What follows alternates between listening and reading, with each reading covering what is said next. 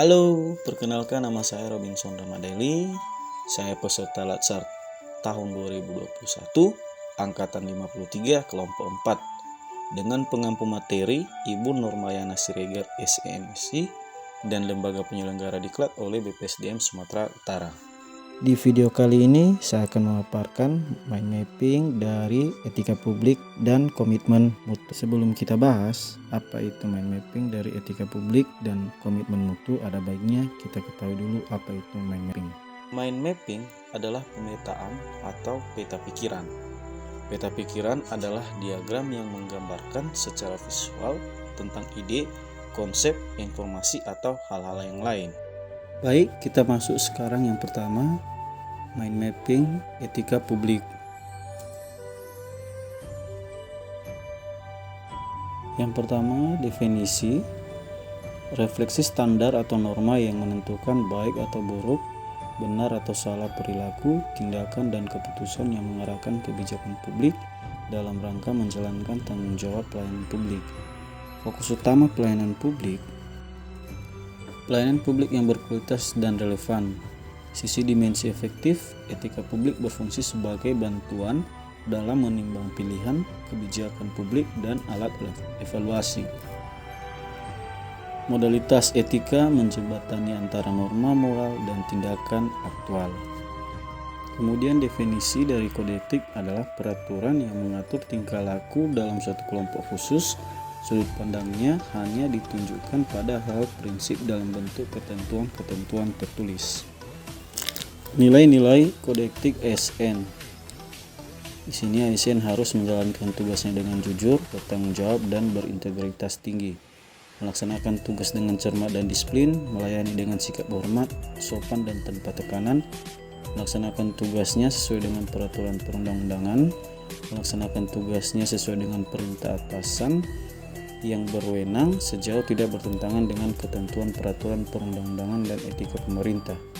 Kemudian menjaga kerahasiaan yang menyangkut kebijakan negara,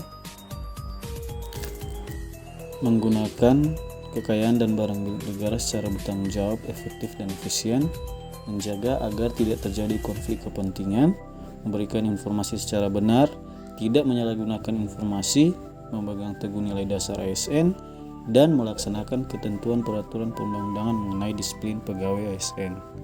Yang ketiga, dimensi. Yang pertama, dimensi kualitas pelayanan publik, kemudian dimensi modalitas, dan terakhir dimensi tindakan integritas publik.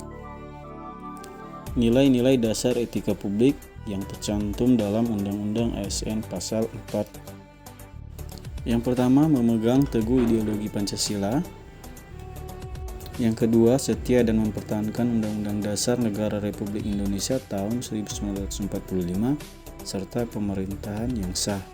Ketiga, mengabdi kepada negara dan rakyat Indonesia, menjalankan tugas secara profesional dan tidak berpihak, membuat keputusan berdasarkan prinsip keahlian, menciptakan lingkungan kerja yang non-diskriminatif, memelihara dan menjunjung tinggi standar etika luhur, mempertanggungjawabkan tindakan dan kinerjanya kepada publik, memiliki kemampuan dalam melaksanakan kebijakan program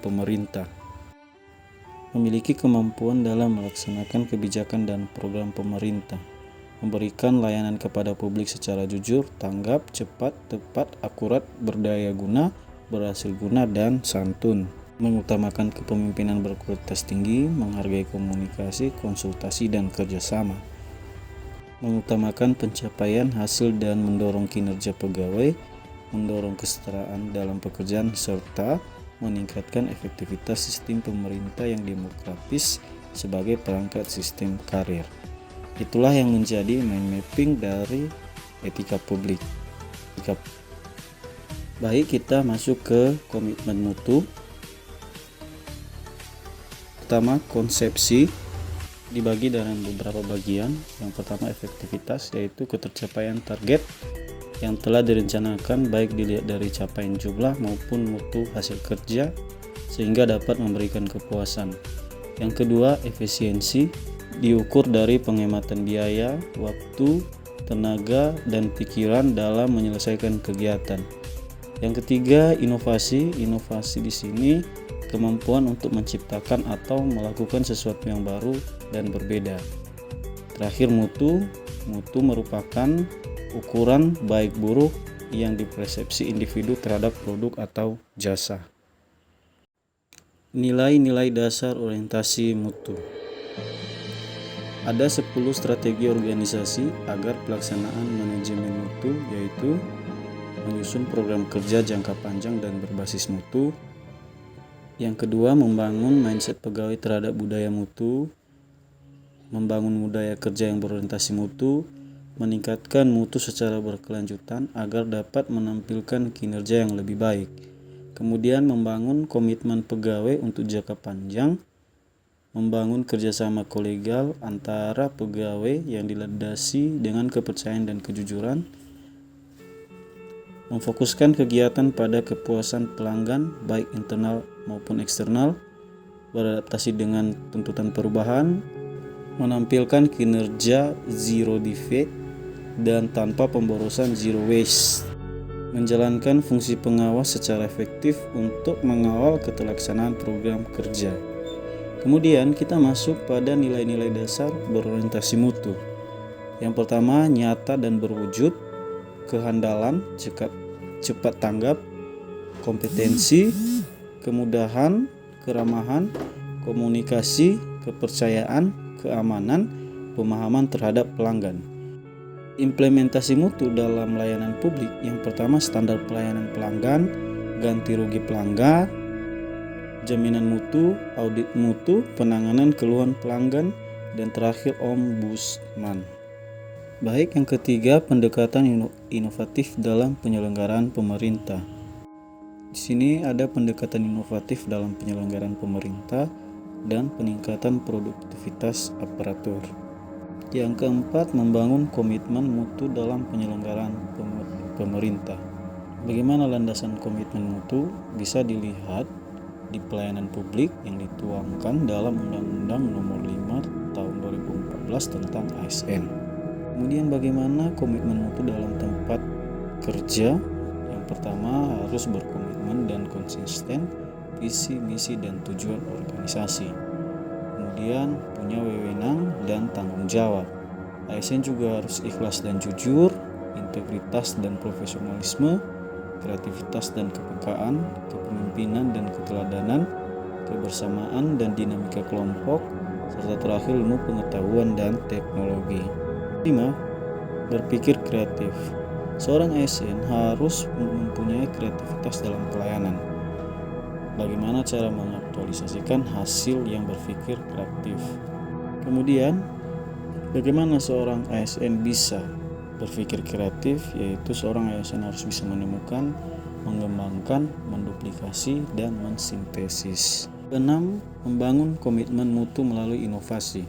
Seorang ASN harus berinovasi dalam pelayanan. Misalkan, pelayanan publik itu telah memberikan nilai tambah kepada masyarakat maupun pemangku lainnya, baik dalam hal ketepatan dan kecepatan layanan.